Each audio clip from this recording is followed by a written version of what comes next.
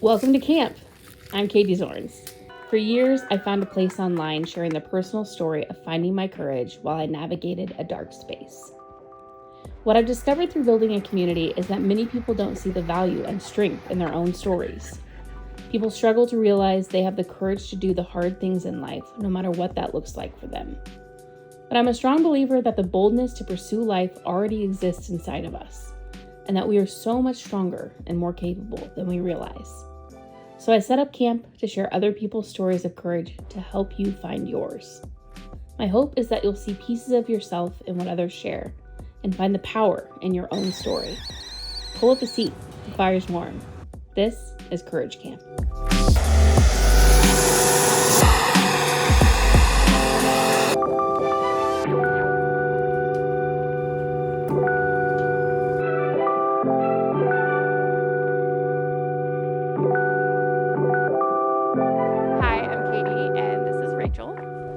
She is a writer, a content creator, film student, a storyteller, and this is Courage Camp.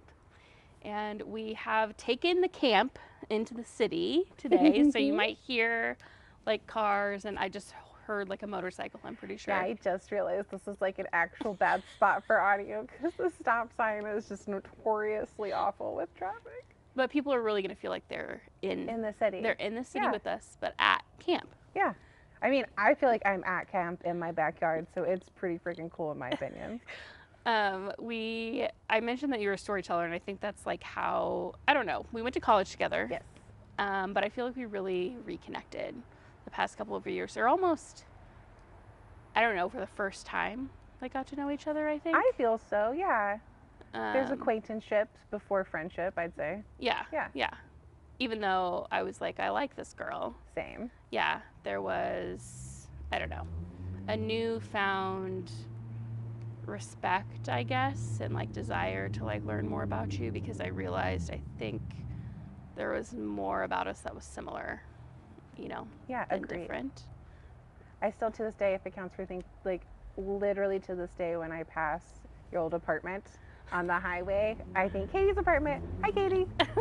Every time. Every time. Yeah. And now I'm out in the country, far away. It's usually I pass old you on my way to see current you. So yeah, it's nice.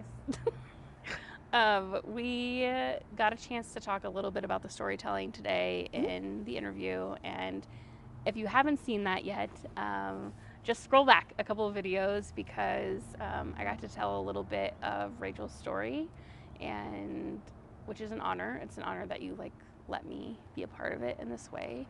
But there are some things from that I want to talk about today, because this is Courage Camp and we're talking about courage. Yeah. And I want to start by talking about the thing that is most magical to me. I'll use your own word. Okay. And that is kind of, I don't know, this past year for you, like watching the things that you have done. And maybe we can kind of just start with magically meta, which this may be the first time anyone is hearing the phrase Probably. Magically meta, unless they've already watched the other videos. I mean, yeah. And I just want to talk about what that is to you, and what people should know about it. Okay, well, to me, magically meta is kind of a life philosophy. I have, like many people in this country, a very complicated relationship with religion and belief and faith. And I also think that the elements of our world that I think are pretty easy to be taken as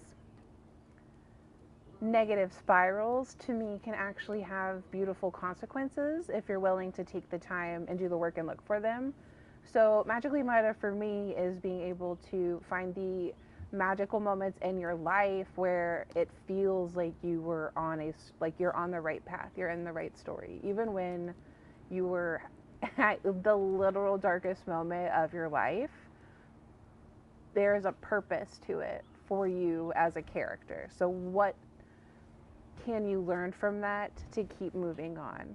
And so for me, as someone who was raised by television, I find a lot of that connection through pop culture and other people's stories, and then finding those patterns not only from the screen or in the text, but in the lives of the people I know and love. It's started out as a way for me to understand people. TV like taught me how to then look at people and try and read them.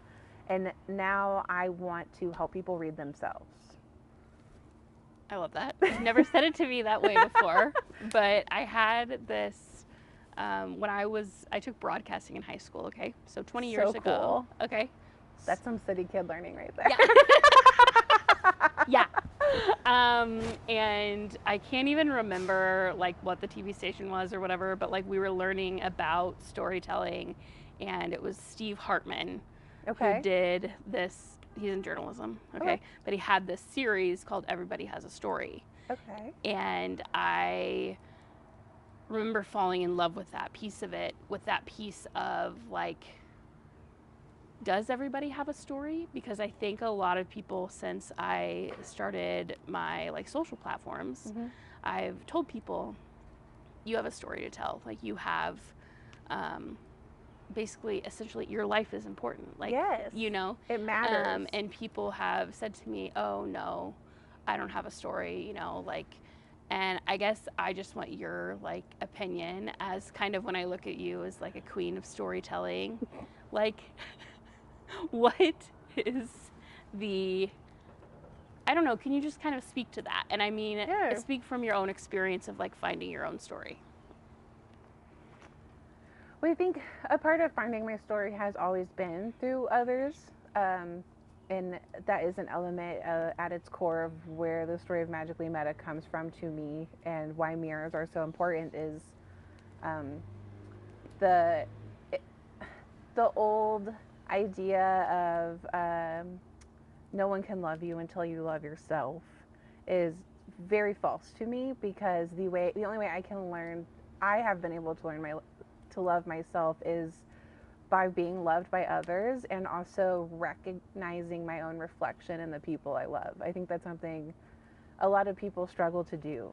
It's so easy to be in our own heads and in our own stories, and like when I say in our own stories, the narrative we're used to spinning for ourselves that make us feel a certain way and stay in a certain mindset.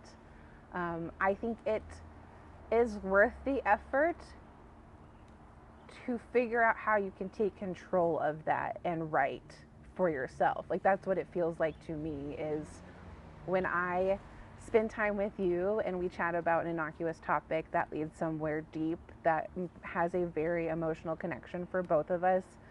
I see myself when I look at you, but I'm also hoping in that moment that the parts of you that love me are seeing yourself in that feeling as well. Like I feel like that's my biggest proponent of both storytelling, writing, and connecting with others, is just wanting them to be able to find that sense of power in themselves, but also recognize that like power isn't something you have to find, it is in you already. Like that's, your story is already being told and being written, you're doing it. Do you like how it's looking? How does it feel? What do you need to do to start getting out of that place? And sometimes the best way to do that is by picking a fictional character and kind of following their story a little bit, especially if they're someone that you already feel a personal reflection and connection to. Like I'm sure many of us, I know plenty of people who don't, but many of us, when we're watching something, usually gravitate towards a character that we feel personally connected to. Even if it's not that we completely see ourselves, if you're watching an ensemble comedy, there's usually your favorite character. Yeah. That really says a lot about you in a way that you don't realize. And that's my favorite game to play, is to figure out what my reflection is in this character that I love so much. Even a character I hate. I think it's super important when there are people and things that really bother you. I think it is really important to examine that for yourself, because you're going to find vroom, vroom, vroom. Vroom. They'll get there. There's a speed bump, so it'll go vroom.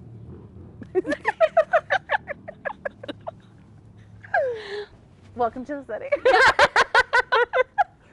But yeah, I trailed off there because of the giggles and I've lost train of thought, but I think I got where I was going. Yeah. Okay. So, well, I think there's two really important pieces to this, because so much of like what I've shared on social media is my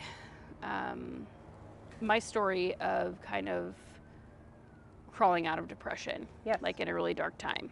And of course, there are lots of different tools for that, that people can use, whether it's faith or therapy or different life skills that you've learned and things. And I have always talked about, for me, a piece of this was, starting small, my 10 minutes or whatever, Yes. additional movement, brushing my hair every day, This is something that, this is a tool that worked for me in a moment, to cut through depression's lies, Yes. because that's what we talked about earlier. Yeah. And something I've always said is depression lies. Yep. It makes you believe things that are not true. And I want to get to kind of the core of this. This has become a tool for you, Yes.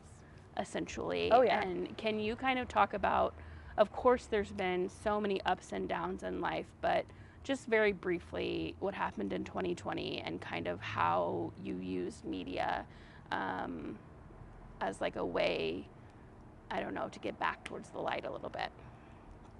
Yeah, in 2020, I was going through a really hard place, just like the rest of the world was, but with the added grief of my father really spurring in a lot of my own depression, it was the use of stories that helped me find a connection to my own again. So it started with Sailor Moon, but there's also so many comfort stories that I go back to that I learn.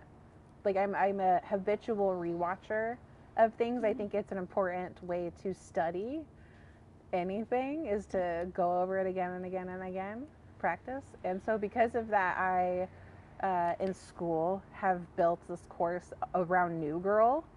So all these different things like New Girl, Supernatural. Most people who know me, I have a Supernatural tattoo. No, I'm a deep Supernatural fangirl. Problematic to a horrifying degree. But that is what I do. Is I get very passionate about stories and then fall into their world and look for answers and questions, because that is kind of like what you did with your small steps. For me, it's all about questions. Like, I love to find as many questions as I need to answer as possible. And the most healing thing of that has been knowing that it's okay when you can't answer a question. Did I answer yours? I'm doing my Rachel spiraling thing again, where I'm like, in my head, it's just kind of going down this like ladder, and I think I'm supposed to land here by somehow. No, you landed where you're supposed to. Yes. Okay. It's like I hear the Beatles song about the ladder. It's you're spiraling, Rachel. Yes, spiraling. Yeah, I think from your standpoint, how you work through that, coming to the conclusion that there are some questions that you can't answer. I think for me, there are pieces, I don't know, I guess I look at that, maybe there are questions you can't answer right now, maybe never, but I think for me, a piece of it was working through, there are some things I can't do right now. Yes. And for me, a lot of my like depressive state was built on like self-loathing. Mm-hmm. And I think that, I don't know if failure was really the issue, but just this piece that I didn't deserve things that I wanted out of life, Yeah. Because I couldn't do certain things or didn't look a certain way. So many people go through these things. And sometimes people are able to pick up and carry on their lives like normal, and sometimes people really struggle with those emotions and they get lost in a very dark place. I think it's interesting from your perspective to think about media and consuming media as a powerful good thing. Yes. When there is a lot of like anti-media Yes. things, you know? Mm-hmm. And I guess, I don't know, I'm just grateful for having that perspective. And would love to hear you talk a little bit about how magically meta, your love of storytelling and your desire to like recognize your own story, like what you are doing with magically meta. I'm hoping to do a couple of things. In terms of, I guess, project capitalistic ventures or whatever, it is going to be a comic book turned graphic novel. There should be 3 books. That's the main story of what all this is built around. I recently did this year the play That's So Magically Meta. And I'm also working on a YouTube channel of my own where I use the elements of Magically Meta to express my thoughts and opinions and teachings, more or less, on the media I consume and love, and also hate. I'm very excited for the negative areas I have to go and play in, because I do think it's important to have the conversations and the uncomfortable stuff. So, yeah, I will be watching some Ben Affleck films, unfortunately, but we gotta do what we gotta do. And I also, within the Magically Meta frame, am hoping to start a podcast of my own called You're So Magically Meta, where I interview guests, not unlike this, but we discuss the very important films of their life, and I help them make connections between those stories and their own, to help people kind of reevaluate how they perceive their life as a story and not just something they're probably failing at, which I think is what most people, especially at our age, but even teenagers, you just feel like you're failing all the time. Like you're just not living up to what is expected of you or what you should be doing according to the culture or society. And that is my bread and butter, because I also felt that, but I've also found a way to, for me anyways, find the magic in those things. Like it's so easy to live in the shadows and just feed off of our nastiest reactions to the world. We were kind of discussing this earlier. Mm-hmm. But to me, it does always feel so much better when I am finding the sparkle in the shit. Like so much so. It just feels better, right? Like when you're mean to someone for a second, it releases a little bit of something up here that makes you feel good and righteous, and feeds that little addiction and that need to feel something, to feel good.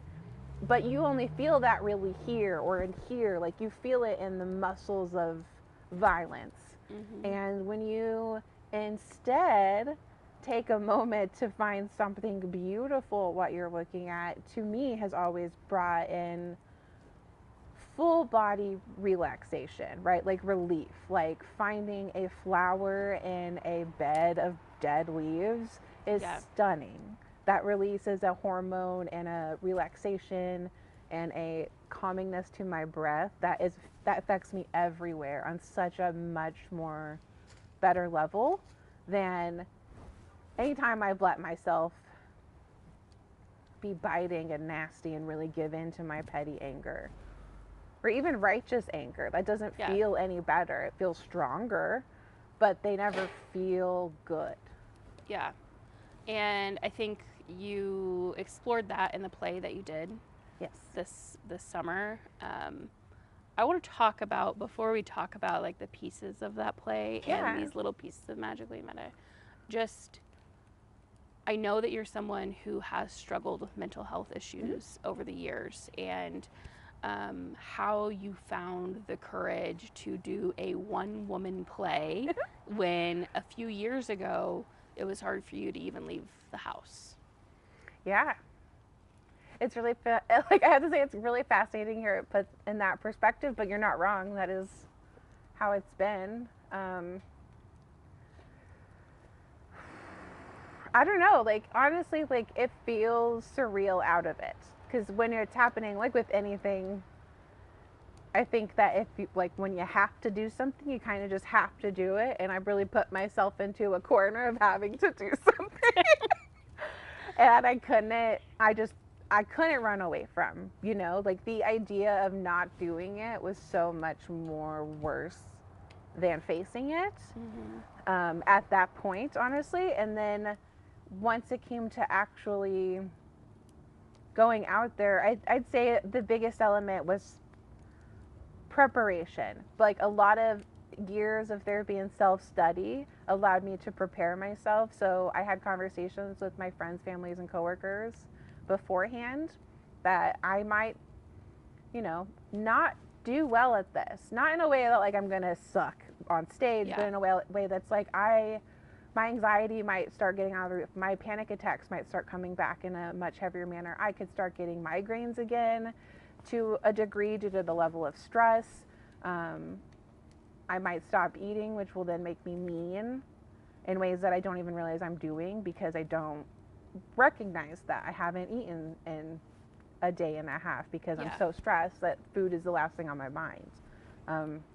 I've lived through those experiences and have thankfully been able to be in a position to seek counseling and learn skills and get tools to better recognize what those issues and elements are within myself. So I was able to do that prep, and a part of that prep for myself was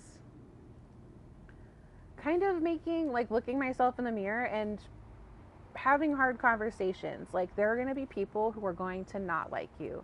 There are going to be people who don't get this. You don't even get this some days. Like, you have to let yourself fail if that's what comes of this, but you won't be able to fail if you don't even start it. So that was the first step to it. And then the way I got on stage every night was to literally just look at that. Like, look at the girl I was who could not leave her house. Like, that was calling in sick to work for days that she just felt terrified to even go out the back door and get into her car.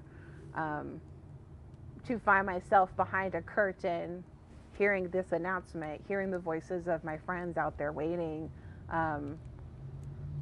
even though the same amount of physical tension and panic was in me as it would be before I had done that preparation. I had put things in place for myself. I had hard conversations with my partner of 10 years that we hadn't had up to this point that proved to me that hard conversations are worth having, just because at the end they're over with and now you know how difficult it was or not. And it usually is never as hard as the fear has built it up for you to be, at least inside myself, those hard conversations.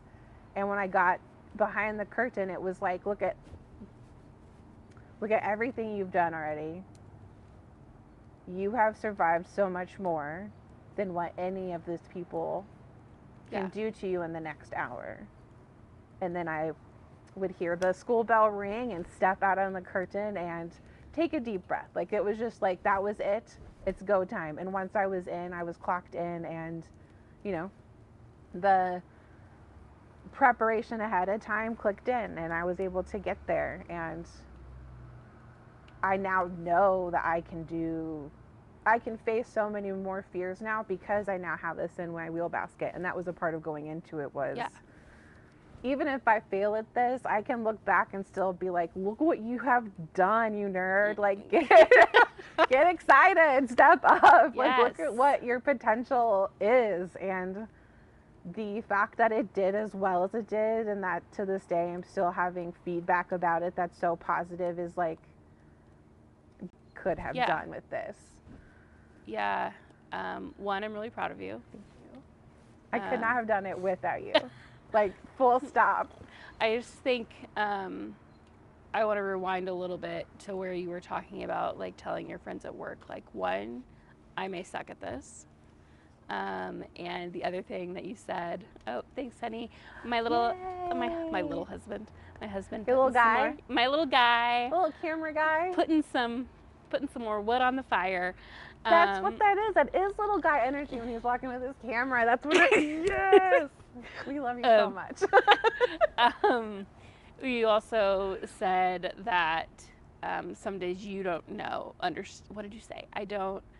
You were like, they may not get it, and some days you don't get it. Yeah. Okay, so that really struck a chord with me because I think sometimes, like when I'm posting on my platform or sharing things like this or sharing just in general, like a lot of times now I can go into it with a little bit of confidence, Mhm. and then there's some days where I'm like, but I don't know what I'm doing, you know? Yes. And being able to find a space where like you can tell yourself that, but then do it anyway. I don't know. I think that's really cool. And I think those are the moments where I feel the most powerful and I feel like the most in control. Like I made a choice, Yes. even though it was going to be hard and even though I didn't really know what I was doing or getting myself into. No. The play itself, I just kind of want to talk from the magically meta perspective. And I know we talked about the comics, but what the pieces of the play were specifically your personas and Okay. how it is really a representation of you in your life. Well, to get to the personas and the play itself, I kind of want to touch on a part of what makes it so, I think, random for people is it starts out as a class, like I'm teaching a school lesson. And that is a part of the play was essentially how do I adapt this story to a play. And since at the time that I got accepted into French, I had just finished my third course in my master's program, and I was really starting to feel the bug of like, I think I could be a teacher. Like, I think that maybe I do have the passion and skill for this. So that became my first thought is like, okay, so how do I teach an audience about Magically Meta? And originally it was going to be a much bigger, grander thing where I played each character out on stage. But that is also the beauty of stepping out of what is originally your first formatting choice, because then you have to readjust, have to reconnect. Like I was one woman. I'm not going to be able to go behind a curtain for a second and put on that wig and a whole different outfit and skates and then skate on around the back and be like, hi, because that was stage one. So it became teaching about the story. But what I realized in lieu of the actual story itself is I really want people to feel, I'm a very big David Lynch fan, and I want people to feel the magical realism that, like, at what point do you stop in my story and wonder if it's real or not? I thought this was fake. Now it feels like it's real. Yeah. Is she just crazy? And the answer is yes, but for a good thing. It's not just like in a movie, they were dead the whole time sort of deal. So with that in mind, I wanted to be able to present the personas from my comic book in the play as well. So in the same form of in the story, how I see them through a reflection, camera lens is a reflection. It has a mirror imagery in it. So to me, it was like, okay, let's record. How do I react against a screen? And that was also like an early element of like practicing for YouTube, because I've been so scared to be in front of that camera. So I recorded with y'all to get my character personas done, and we recorded as Donnie Ray, which is my magical girl persona, and she is in animal form a bunny, and is essentially like the rabbit hole, like the parts of me that like go find the 1,000,001 questions because I'm so curious and want to look down every alley and want to look at every pretty thing that sparkles in the lights, like that seek for joy and knowledge and growth within me comes from her. But that also is an element of, like, you know, with that comes flightiness, forgetfulness, a lot of other things that I see as negative, and how to learn to love and accept and find power in those things through her. And then what I also realized while writing the story, as we've kind of talked earlier, is about how not anybody is just full light and full darkness. even when their brain is lying to them and telling them they are nothing but darkness. Um, both exist within you. So the darkness to offset the lightness that is Donnie Ray is the wolf within me, Raichi, which I have also named after my nickname from my hometown.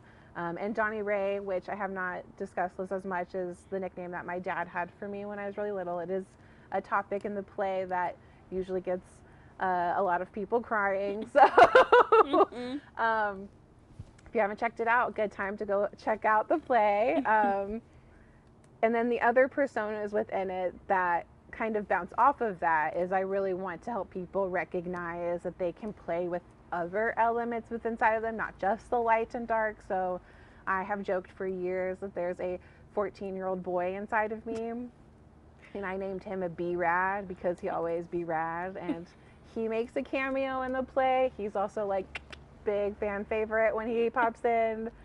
But I also see like teacher Rachel that opens it is a persona. Like that is a mask I have to wear to step up in front of people and feel like I'm not just full of it.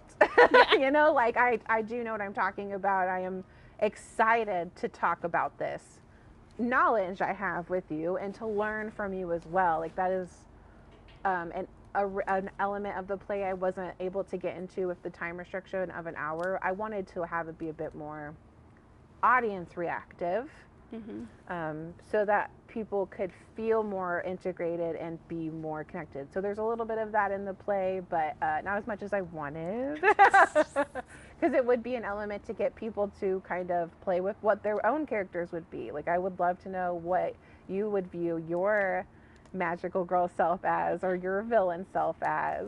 Yeah, I'm excited for you to start your podcast because I'm both excited and terrified by what my favorite films like could say about me. And even if I thought about like what my favorite films were, or like it's so hard for me to even like think about that because I think I consume the media differently than you do, you know? Most people do. It's the thing. But like we talked about before, I would love to be examined in that way. Like that would be fun for me. Like, oh, excuse me, you like this, you like this, you're attracted to this, like why? Or like what about this film? Like what about it is like makes you tick? Like why could I watch it 60 times in a row? And some of those like I don't understand. Like why there are certain films that may be like critical garbage that I could watch, you know? Oh yeah. Over and over and over again.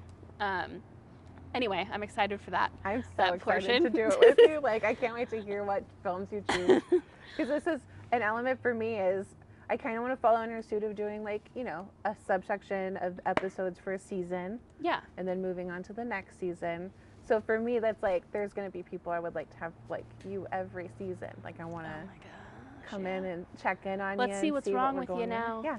Not what's wrong with you. I It's just, what your superpowers are. No, I just, when I was interviewing Isaac, he was talking about going to look, I don't know why I'm going to tell this story when he told it himself, but I don't care, share he it. was going to like look at apartments and she asked him if they had a cat, if he had a cat, and he was like, no, but I'd love to have one. And she was basically telling him, oh, well, you know, if it's an emotional support cat, then it's free. And he's like, oh, that's good because I have a lot of problems. And I'm like, he's like, I didn't. See, we're gonna be best friends when we meet. Yeah. That's a Rachel right there. He's like, I didn't move forward with that apartment. I'm so obsessed with that. I'm sorry. Yeah, I know. He really amuses me. But anyway, sidetrack. Love you, Isaac. Oh my gosh, what was the other piece that I wanted to talk about? Oh, okay, so you did this play, right? Huge deal. I mean, the whole year has been a huge deal because you also got the courage to apply to film school, and you're doing that. How far are you into that? I've got less than a year left, so I should be graduated in August 2025.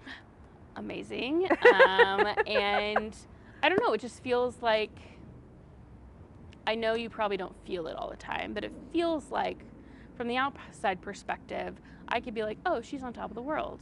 She's doing all of these things. Can you kind of talk a little bit about like how you work through those things, even though you are someone who struggles with anxiety, you know, kind of, do you feel like you're doing enough? And do you No. no? Well, it's fascinating to hear you say, like, you've done so much this year. I'm like, have I?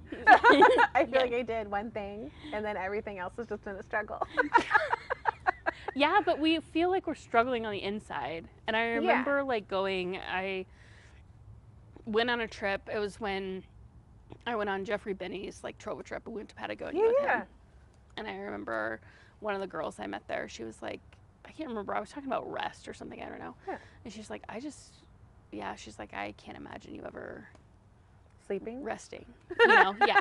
Like, you're just like doing. Because things look different from like the outside perspective. And obviously we are our own like worst critics. But I think anxiety really like amplifies that. Yes. Because you're always thinking about like, what's next, what's the future, or what's going to drop, you know, like the next thing that's going to drop. And I guess like, how was finding the courage and doing that play and going to film school, has any of that helped you or added to your tool set for managing anxiety and managing like feelings of self-doubt?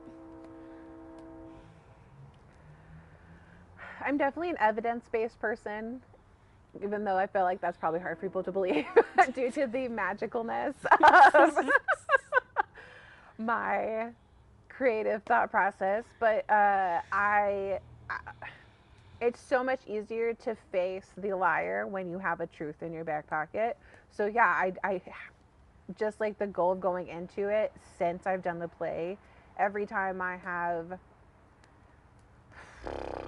felt guilt for taking so much rest time after the play, essentially, I would tell myself, like, you did 5 runs of a show by yourself with no experience. And even though I talked about prep earlier, like, no prep in the world is gonna really, like, you know, prepare you for something of that caliber. And so I got through it, and it was an amazing experience. But when I was done, it was like I had been in like a car accident, like just kind of, you know, my whole body and every part of me just needed separation from it. Like I told a lot of people afterwards I was pretty sick of myself. Know that feeling. Yeah, hardcore. Pretty sick of myself, and I don't want to deal with that. So it also meant that I pulled away from my Instagram for quite a while this year, and I've been feeling a lot of guilt and shame from that. And to offset a lot of that, I have been reminding myself, look what you've done. 2, the second thing is as a fantastic reminder to myself that this is its whole universe of complication. I am putting so much time into school. Like, I chose this for a reason, and I don't want to just skate by. I really want to get the education out of it that I'm seeking. I want to be able to know what I'm talking about. So I've been putting a lot of time and effort in that as well, and that has been a use of giving myself a little bit of kindness in those areas. So it's less like I now know these things, and more that I guess I'm better at understanding my scales, like my scale balance of knowing when I'm feeling like this, how to better bring myself back to here without just dropping a whole lot of one thing to catch back up on another thing, which is what I have always kind of functioned as with ADHD, as someone who goes, oh wait, that's due, okay, I can't do any of this now, I'll focus on this until this is done, and then we'll come back to this. I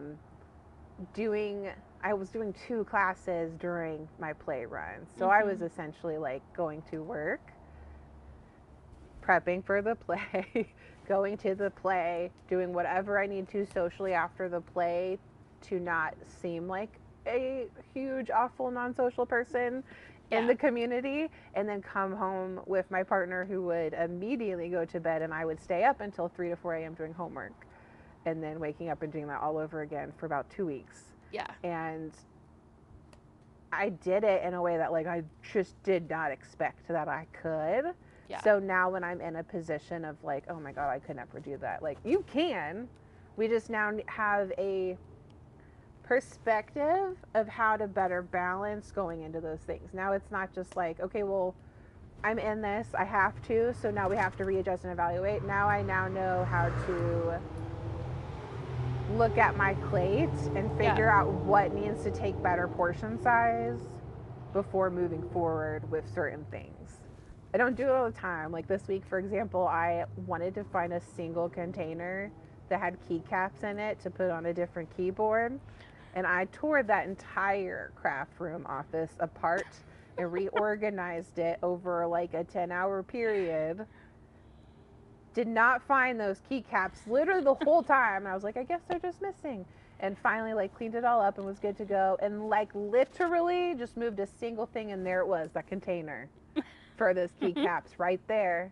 That's 2 whole days of my life spent to just like essentially pulling stuff out and like reorganizing it and like putting it back together again for something that like would have taken me 2 seconds if I just would have pushed one thing to the side. Hey, reorganization's important, okay? Yeah. It's healing. It's fine. It's good. It wasn't a waste of time.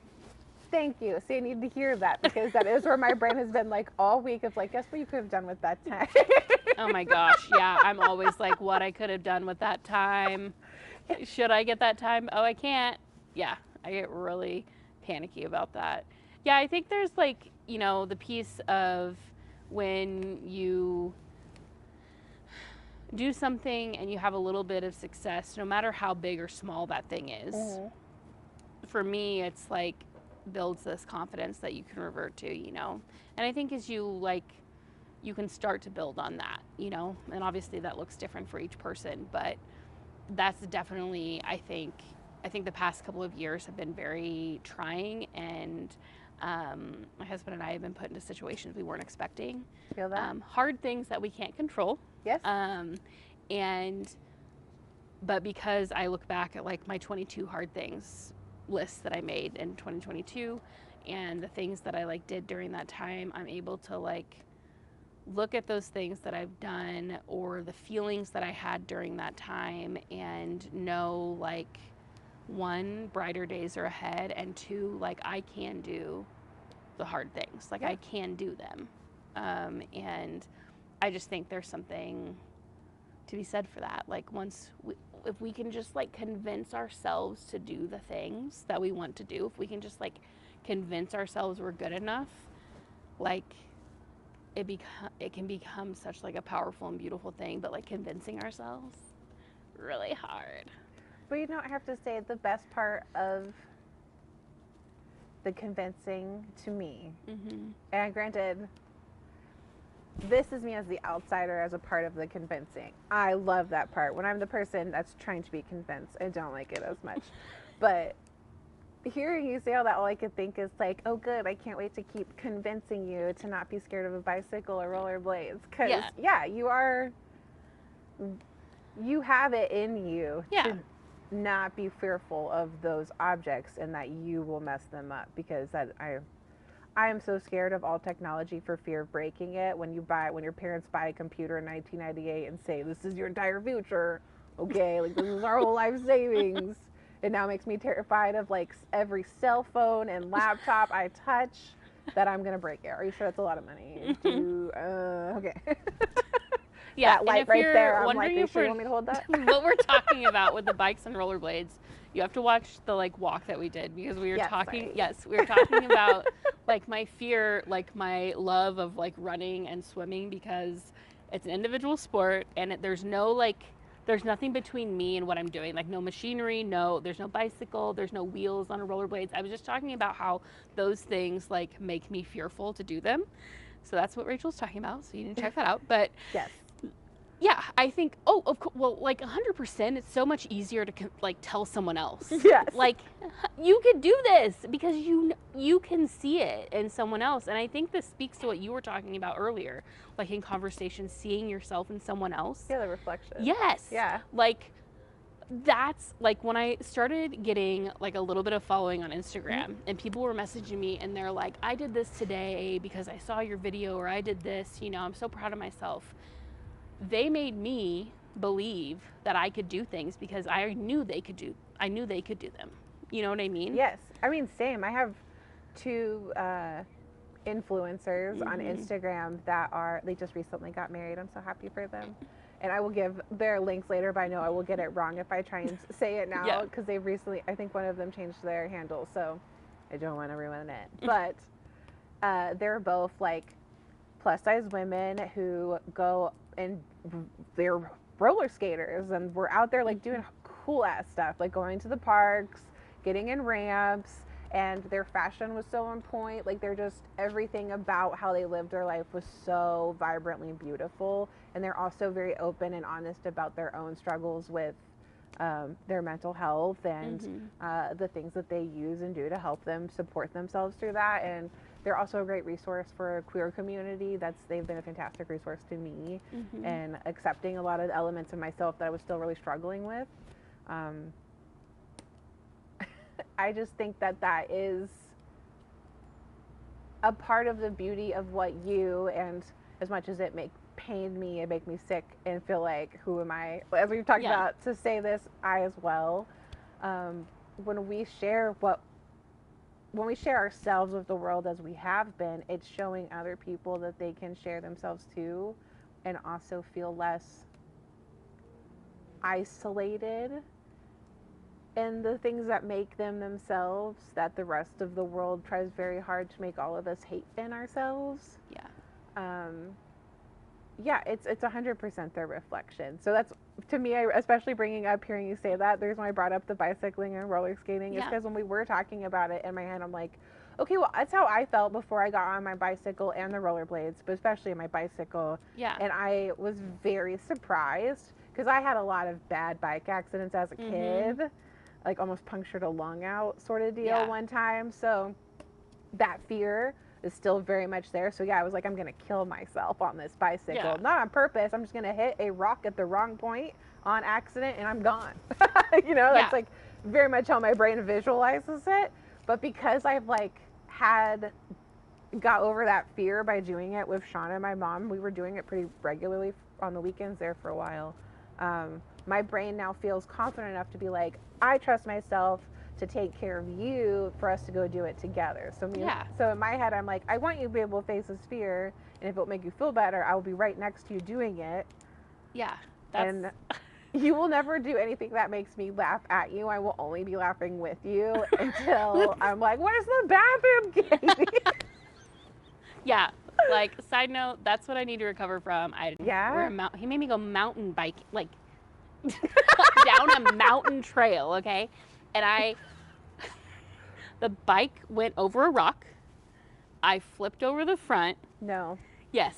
I hit my head. I was on the floor. He was ahead of me. I was on the ground. I was just like laying there. He turned around. He came back and he goes, are you planking? Eric! This is almost worse than the Matt Damon thing. So then we had to walk our bikes back a mile, and I went to the emergency room, and I told the doctor, they're like, what happened? Because I had a gash, so it had to be like stitched or something, and I was like, I fell off my bike. And he was like, aren't you a little bit old to be doing that? And I was like, and then I explained to him what happened. He goes, okay, tell people you crashed your bike, not fell off your bike. I was like, okay. Anyway, that's a side note. I'm obsessed with this doctor, like, shaming you. Please tell people you crashed. You biffed it. Yes, I biffed it. And then I had a friend in the triathlon who crashed in front of me, the most terrible bike crash I've ever seen. And she did puncture her lung. She punctured her lung, broke her collarbone, broke a rib, all right in front of me. And I, like, crashed behind her. And I'm like, I don't, like, the thing is, like, these are, like, experiences that not everyone is going to have this experience. No, this is not the norm for this. Unique, okay? So I'm not trying to scare people off of bikes, okay? I'm just saying the things that I have to overcome to be comfortable on the bike again. And, you can help me. I want to be there every step of the way. Especially, I'm so glad I have even more further backstory now. Because Yeah, awful. Even more reason to not want to touch those wheels. Everything Yes. you said earlier now makes even more sense to me. And yeah, I'll be there right next to you. We'll take them down Cliff Drive because it's mostly flat. And anytime you do have a hill, it's like this. So you're like, wee! That's what I need. It'll be That's what good. I need because I'm ready to make like a triumphant return to like I want to do long distance triathlon, but in order to Yes. do that, I got to get past the fear of the bike, and I have to be able to not have to check the bike course. Like if it says rolling hills or if it says like hilly, I'm like, ugh, Oh too yeah, scared. no. I hate hills. So I gotta get to a point where I'm not scared. Okay, I know we are running out of time here, but I just want to say thank you for sharing. There is so much more of your story to be seen in the video previous to this, and also in our shared walk that we did today. And we talk about a lot of things. You know, we go through the passing of your dad in 2020 and kind of what that spurred on for you through those dark times, and just kind of more of the courage of being able to like tell your own story. And I think something that I want to say that's important, well, why am I calling it important? Okay. Same. Something that I think is like key is like when we have these discussions about people being able to like share their own story or whatever, like sometimes that's not sharing with the world. Like I don't think everyone has to feel like they need to share their story with the world. Sometimes it's like sharing it with themselves, like becoming like comfortable like with your own 100%. story, you know? And I think you're someone who has helped me do that, and it makes me a better storyteller. It makes me able to share my story better with other people. So I appreciate you. I mean, the feeling is 100% mutual. Like, not to continue being magically meta, but like, I am but a reflection of you, my friend. Like, truly, it has been such an honor to get to witness what you have been doing with your channel. And I don't know, I'm so thankful that you like want me to be a part of this journey and all, because it's been very cool. Like, even before I saw the numbers of what you had brought in, I was just watching your videos thinking like, she's amazing, she's phenomenal, she's beautiful. Like, I can't believe you'd been doing it for so long and I didn't even know, honestly. Like, That's that like was a secret to my friends. I mean, that I get that. When I started my account, I was very much like, why are people I know finding this? Like, what is happening? Oh, Facebook. But no, like it's so much. I think it's just something very phenomenal to witness someone be willing to make themselves vulnerable for the good of a community, and that is what you do every time you open up your account. Like, that is 100% what you're doing, is you are sharing the most intimate, vulnerable parts with yourself with a world that is not kind to vulnerability or earnestness. I would know they were the two meanest things said to me about my play. But I wear that as a badge now, and I hope you do too, because I think that is exactly what's so ugly and wrong in this world right now, and has been for a very long time now, is it's so much easier to feed a quick dark thought than it is to cultivate a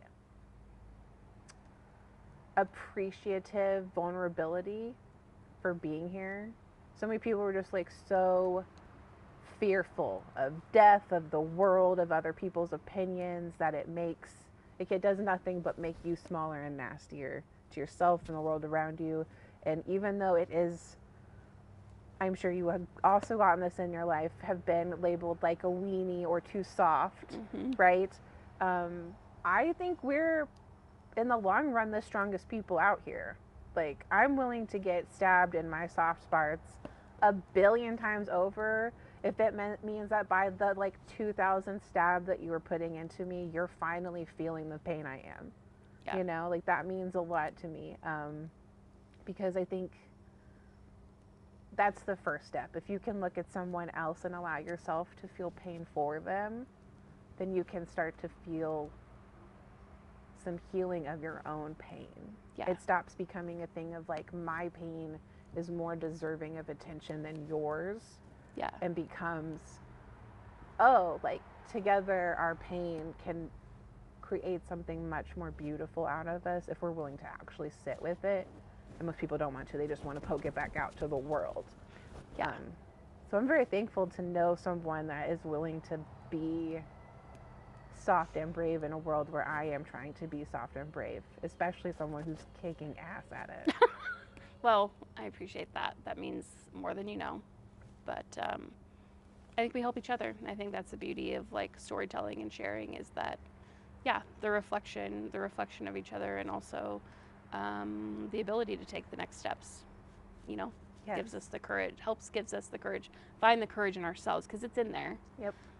To take the next steps. So, thanks for being here. Thank you for having me. I mean, thank you for also being here. Yeah. I feel weird to be Yeah, like, thank you for thanks for- having me in my own backyard. I really appreciate Yes. the convenience. Thanks for letting us invade your city space. Anytime. To hear more of Rachel's story, check out the other videos on this channel or